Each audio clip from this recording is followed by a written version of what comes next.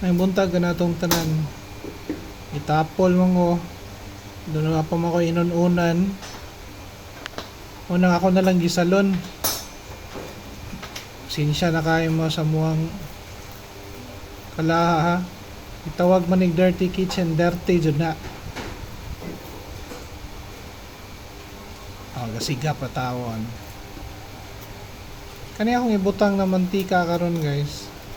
Ika ni sa akong mga pinakupsa na karning baboy. Kabalo na mo sa mantika o sa isang na dana. Di ang mga panakot. Mga panakot ani simple lang. Na nakita nyo ahos. Og medyo social ta karon white onion. Lagay kinabuhi gud ana. Atuwa na siyang sugkay-sugkayon. Pareha ay nani.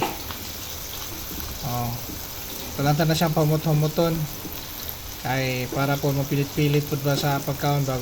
Gato po na itong silingan. Dugon siya itong giloto ba kay gagisal-gisal po ta.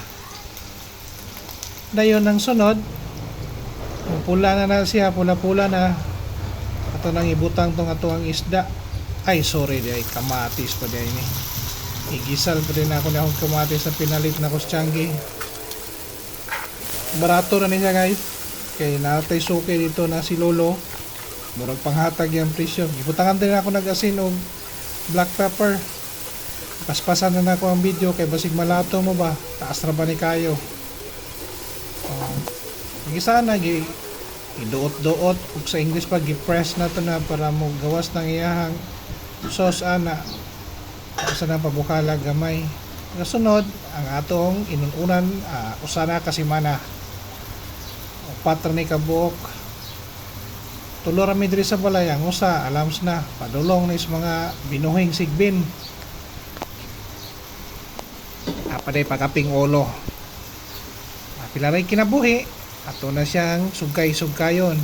Ug sa English pa gisote. Ha? Guwapo kayo og sugkay pero ang kalaha daan kayo ay nato lang gibutang ning sabaw para dili na ta mo utang paglaing mga chiche buriche. So